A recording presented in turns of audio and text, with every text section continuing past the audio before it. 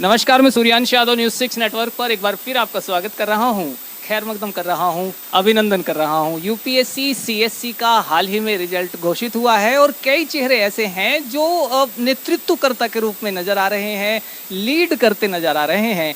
एक ऐसा ही चेहरा आपको स्क्रीन पर दिखाई दे रहा होगा। ऑल इंडिया रैंक 26 और रूपल राणा जी हमारे साथ हैं। आइए उनसे थोड़ी बातचीत कर लेते हैं, उनकी यात्रा के बारे में थोड़ा जान लेते हैं। सबसे पहले आपको बहुत बहुत बहुत बधाई। Thank you so much sir. क्या मैं पहला ये सवाल कर सकता हूँ कि कैसा फील हो रहा है आपको? सर मुझे बहुत अच्छा लग रहा है कि मैं ये रैंक लेके आ पाई और आई एम वेरी ग्रेटफुल और थैंकफुल टू ब्लेसिंग्स मेरे पेरेंट्स की, भगवान की, कि सबकी वजह से ये हो गया क्लियर मेरा एग्ज़ाम। अच्छा, जब रिजल्ट आया उस समय के थोड़े हाव भाव हमें बताइए, उस समय की फीलिंग्स बताइए। घर में कैसा माहौल था? क्या इस खुशी को कैसे आपने सेलिब्रेट किया? सर जब रिज़ल्ट आया तो पता चला कि 26 रैंक है, तो उसके बाद ही सबके कॉल्स आने शुरू हो गए और सब बस कॉल्स पे लगे रहे और बड़ी अच्छी फीलिंग रही और वो मोमेंट हमेशा याद रहेगा पूरी लाइफ टाइम में जब रिज़ल्ट आया था। ये मोमेंट्स आपने चुपचाप सेलिब्रेट कर लिए या ढोल नगाड़ों की आवाज़ खूब सुनाई दी? नहीं सर, ढोल तो कुछ नहीं, क्योंकि मेरी मम्मी अभी तकरीबन 3 महीने पहले ही वो हो गई थी, तो खुशी भी थी लेकिन उससे ज़्यादा गम भी था कि इस खुशी में मेरी मम्मी शामिल नहीं हो पाई, तो इसीलिए। मुझे लग रहा है कि आई थिंक माता जी के पर एक सवाल बनता है इससे पहले कि मैं आगे बढ़ूं। थोड़ा बताइए उनके बारे में, क्योंकि आज वो समय है जब उन्हें याद किया ही जाना चाहिए।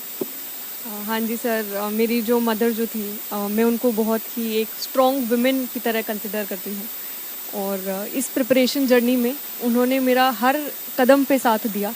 चाहे मुझे कभी मोटिवेशन की ज़रूरत पड़ी या फिर जैसे पहले मेरा एग्ज़ाम ये क्लियर नहीं हो पाया था पहले 3 अटेम्प्ट्स में, तो कभी कभी मैं खुद पे डाउट कर लेती थी, लेकिन मेरी मम्मी ने कभी मुझ पर डाउट नहीं किया और हमेशा आगे बढ़ने के लिए ही प्रोत्साहित किया और बोला कि तुम आगे बढ़ते रहो, हार्ड वर्क करते रहो, एक ना एक दिन ज़रूर सफलता मिलेगी। मैं तो समझ गया, लेकिन फिर भी मैं इस सवाल को कर रहा हूँ। अगर इस सफलता को आप किसी को समर्पित करना चाहें, हालांकि बहुत इशारा कर दिया है आपने, लेकिन फिर भी अपनी लाइनों में। सर मेरे पेरेंट्स, मेरे मदर और फादर दोनों ही मेरी एक पिलर की तरह इस जर्नी में रहे हैं मेरे साथ, पर मैं इसको डेडिकेट अपनी मदर को करना चाहूँगी। अगर आज वो यहाँ होती तो और भी ज़्यादा खुशी होती हम सबको। अच्छा, अब इस यात्रा पर मैं आपके आता हूँ। ये आपका कौन सा अटेम्प्ट था? पिछली जो हमने विफलता देखी है उसके बारे में थोड़ा सा, क्योंकि वहाँ से हम सीख कर यहाँ आए हैं, हमने संघर्ष किया है। थोड़ा सा बताइए कहाँ से ये यात्रा शुरू हुई? सर जब मैं कॉलेज के सेकेंड ईयर में थी तब मैंने सिविल सर्विसेज के बारे में सोचा, तो उसके बाद जब कॉलेज ख़त्म हुआ तो मैंने तैयारी करना शुरू करी 2019 में और ये मेरा 4th अटैम्प्ट था। पहले 3 अटैम्प्ट्स में मेरा प्रीलिम्स क्लियर नहीं हो पाया था, वो बहुत कम मार्जिन से रह जाता था क्योंकि मैं अपनी गलत रणनीति अपना रही थी। इस अटैम्प्ट में मैंने वो दूसरी स्ट्रैटेजी अपनाई और मेरा मेंस और इंटरव्यू एक ही उसमें क्लियर हो गया। सो ये सर मेरी एक छोटी सी जर्नी रही है। आपने कहा गलत रणनीति अपना रहे थे, और क्योंकि एस्पिरेंट्स आपको देख रहे होंगे, बताइए वो क्या गलती थी जो हमने की और कैसे उसमें सुधार किया? सर प्रीलिम्स जो एग्ज़ाम होता है वो एक बहुत ही अनप्रडिक्टेबल एग्ज़ाम है। उसमें जो क्वेश्चंस आते हैं वो कभी भी डायरेक्ट क्वेश्चंस नहीं आते। तो मेरी जो स्ट्रैटेजी रहती थी पहले, वो मैं एक्यूरेसी पे ज़्यादा फोकस करती थी एंड क्वेश्चंस जो अटेम्प्ट करने के होते हैं वो बहुत कम ही क्वेश्चंस अटेम्प्ट करती थी। इसी वजह से मेरा बहुत ही कम मार्जिन से रह जाता था। तो इस बार मैंने अपने मॉक टेस्ट में ये प्रैक्टिस पहले से ही अपना रखी थी कि मुझे ज़्यादा से ज़्यादा क्वेश्चंस अटेम्प्ट करने हैं, जिसकी वजह से इस बार मैंने 90+ क्वेश्चन अटेम्प्ट किए और जो मेरी प्रीलिम्स कट ऑफ है वो 20+ मार्क्स से ज़्यादा से ही मेरा प्रीलिम्स क्लियर हुआ है इस बार। अच्छा, मुझे वो कितने मॉक्स आपने दिए हैं, अगर मैं यूँ पूछूं? सर मैंने 40 मॉक्स दिए थे प्रीलिम्स के और इसके साथ ही साथ मैं डेली बेसिस पे एमसीक्यू सॉल्व करती थी। काफ़ी सारी वेबसाइट्स हैं हमारे यहाँ यूपीएससी की, तो उसमें 5 क्वेश्चंस वो डेली अपलोड करते हैं, तो डेली प्रैक्टिस तो थी ही। पीवाईक्यूज़ मैंने बहुत सॉल्व किए। 2001 के बाद से मैंने सारे पीवाईक्यूज़ देखे थे और अगर मैं टेस्ट सीरीज़ की बात करूँ तो वो 40 के अप्रॉक्सीमेटली मैंने मॉक्स दिए थे इस बार। तो मॉक्स मदद करते हैं आपको, करते हैं तो कितनी? सर मेरा मानना है कि मॉक्स जो है वो बहुत ही ज़्यादा इम्पोर्टेंट पिलर है। आप बिना मॉक्स किए इस एग्ज़ाम को मुझे डिफ़िकल्ट लगता है क्लियर करना। तो मॉक से एक तो हम अपनी स्ट्रैटेजी पहले ही टेस्ट कर लेते हैं, जैसे कि कितने क्वेश्चन अटेम्प्ट करने हैं, हमारी एक्यूरेसी कितनी है, कि किस टाइप के क्वेश्चंस में हम गलती कर रहे हैं, हमें कहाँ रिवीजन ज़्यादा करने की ज़रूरत है। तो मॉक्स के बिना इस एग्ज़ाम को क्लियर करना थोड़ा डिफ़िकल्ट है। मॉक्स आपको एक पहले ही प्रैक्टिस दे देते हैं, बस वहाँ पर जाकर इम्प्लीमेंट आपको करना रहता है। मुझे बताइए, प्रीलिम्स में अगर मैं यूं कहूं कि 3 आपके सूत्र, ये कर लीजिए, शायद प्रीलिम्स पार हो जाए। सर मैं बोल सकती हूँ बड़े ही विश्वास के साथ कि पहला तो प्रीवियस ईयर क्वेश्चन पेपर्स 15 साल के तो आपको बहुत ही अच्छे से करने चाहिए।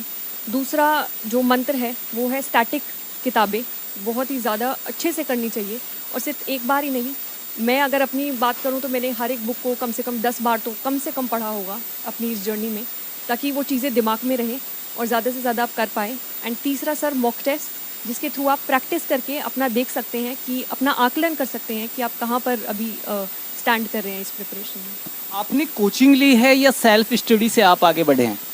सर मैंने जीएस की तो खुद सेल्फ स्टडी से किया था, पर जो मेरा ऑप्शनल था पॉलिटिकल साइंस, क्योंकि उसमें मेरा बैकग्राउंड नहीं था, तो वो मैंने ऑप्शनल की कोचिंग ली थी सर। कोचिंग मददगार है तो कितनी? सर मेरा मानना है कि इस एग्ज़ाम में गाइडेंस बहुत ज़्यादा इंपॉर्टेंट रखती है। अब वो आपके ऊपर डिपेंड करता है कि आपको वो गाइडेंस कहाँ से मिल रही है। क्योंकि पॉलिटिकल साइंस में मेरा बैकग्राउंड नहीं था, तो मुझे लगा कोचिंग लेना मुझे हेल्प करेगा। मुझे काफ़ी हेल्प किया ऑप्शनल की कोचिंग ने, और इसी वजह से मेरे जो ऑप्शनल में मार्क्स हैं वो भी काफ़ी हद तक बहुत अच्छे आए हैं, जिसकी वजह से मुझे ये रैंक मिली है। वैसे तो हमारे जो दर्शक हैं उन तक आपके अंक पहुंच गए हैं, लेकिन अपनी भाषा में बता दीजिए कि कहाँ कितने नंबर आपको मिले हैं। तो सबसे पहले मैं अपने इंटरव्यू से शुरू करना चाहूँगी। मुझे इंटरव्यू में 201 नंबर मिले हैं। अगर GS1 की बात करें तो उसमें 92, GS2 में 125, GS3 में 94, GS4 में 127 एंड SA में 100 मार्क्स मिले हैं सर। मैं मेंस की तरफ आता हूँ। कौन सी 3-4 बातें वो हैं जो आपने ध्यान रखी? क्योंकि ये पहला मेंस था, हमारा पहला इंटरव्यू था, इससे पहले विफलताएं हम देख चुके थे, तो 3-4 चीज़ें जो एस्पिरेंट्स को बहुत ध्यान रखनी चाहिए, आपने ध्यान रखी। सबसे पहली तो आंसर राइटिंग प्रैक्टिस सबसे ज़्यादा इम्पोर्टेंट है मेंस में। आंसर राइटिंग प्रैक्टिस के थ्रू आप पहले से ही अपने आप को ये पता लगा पाते हैं कि आप एक आंसर को 7 मिनट में लिख रहे हैं या नहीं, क्योंकि वहाँ पर क्वेश्चन पेपर कंप्लीट करना एक बहुत ज़्यादा इंपॉर्टेंट चीज़ है। अगर मैं अपनी बात करूँ तो सर मेरे किसी भी पेपर में एक भी क्वेश्चन नहीं मैंने छोड़ा, और 2 मिनट पहले ही मैं अपना पेपर मैंने कंप्लीट किया। तो आंसर राइटिंग प्रैक्टिस। सर दूसरी बात है शॉर्ट नोट्स बनाना, वो उससे भी ज़्यादा एक्सट्रीमली इंपॉर्टेंट है सर, क्योंकि हम एंड मोमेंट पे सब कुछ रिवाइज़ नहीं कर सकते हैं। तो अगर हमारे पास शॉर्ट नोट्स होंगे तो हम बहुत ही जल्दी तरीके से वो इम्पोर्टेंट पॉइंट्स को याद रख सकते हैं एंड उन्हें ही इम्प्लीमेंट कर सकते हैं। तो सर मेरा मानना है कि limited resources, short notes and answer writing practice. आजकल जो एस्पिरेंट्स हैं वो पूछते हैं कि जो टॉपर्स हैं ये कितने घंटे पढ़ते हैं। ये सवाल कितना सही है कितना गलत ये तो नहीं पता, लेकिन सवाल क्योंकि दर्शकों की तरफ से है तो मैं आपसे पूछ ही लेता हूँ। डेफिनेटली सर, जब मैं तैयारी करती थी तो मैं भी इस सवाल को जरूर एक बार देखती थी, पर सर मेरा ये मानना है कि घंटे का इक्वल सक्सेस नहीं होता, और इस यूपीएससी का सिलेबस इतना ज्यादा बड़ा है कि आपको वो टारगेट्स कंप्लीट करने में ही 8 से 10 घंटे लग जाते हैं सर डेली के। और अगर आप ऐसे पूरे साल में अगर कंसिस्टेंटली बना के रखें, कंसिस्टेंसी बना के रखें, तो तब जाके सिलेबस इसका पूरा हो पाता है अपने सेटिस्फैक्शन के लिए।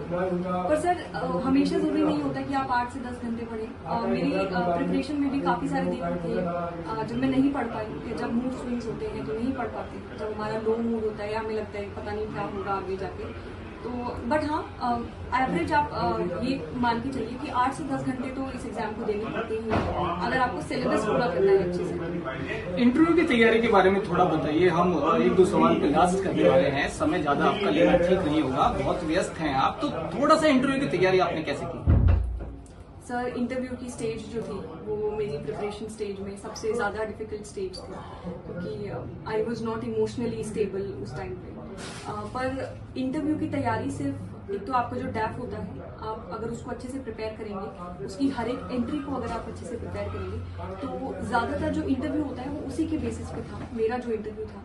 दूसरा, आप मॉक इंटरव्यूज़ दीजिए। मैंने अपनी इंटरव्यू प्रिपरेशन में 14 मॉक इंटरव्यूज़ दिए, और जहाँ पर भी मुझे मौका लगता था मैंने काफ़ी सारे IRS सर्स जो थे या जो रिटायर्ड IAS सर थे, मैंने उनके साथ इंटरेक्ट करने की कोशिश की। तो प्रैक्टिस ही सर मूल मंत्र है यूपीएससी को क्लियर करने का, चाहे वो कोई भी स्टेज हो। लास्ट में जो एस्पिरेंट्स आपको देख रहे हैं उन्हें आप थोड़ा सा यूपीएससी के रास्ते पर 3-4 सूत्र बता दीजिए, भाई इधर आना है तो ये कर लेना। जो इस यूपीएससी की जर्नी को शुरू करना चाहते हैं उनके लिए मैं बोलूंगी कि सबसे पहले आप अपनी एनसीईआरटी से शुरू कीजिए, क्योंकि जब तक बेस आपका क्लियर नहीं होगा आप आगे की बिल्डिंग नहीं बना सकते हैं। तो एनसीईआरटी से शुरुआत कीजिए, एडवांस्ड बुक्स पढ़िए, और उससे भी ज़्यादा इंपॉर्टेंट है आप प्रैक्टिस कीजिए, मॉक टेस्ट लगाइए और अपने आप को ये देखिए कि आप कहाँ स्टैंड कर रहे हैं। यूपीएससी टेस्ट करे हमें, इससे अच्छा है और कि हम पहले ही अपने आप को टेस्ट करके उस चीज़ को सुधार लें।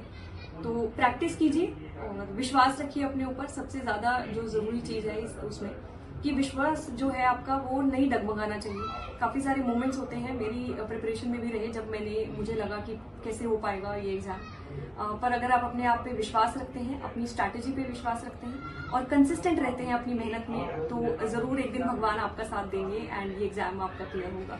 बहुत अच्छा लगा आपसे बात करके। मुझे लग ही रहा है कि टॉपर्स में शायद कोई जन्मजात ऐसा गुण होता है जिसे देखकर लगता है कि आप तो आईएएस बनने ही आए थे। बहुत अच्छा लगा, बहुत शुभकामनाएं आपको। Thank you so much sir, thank you.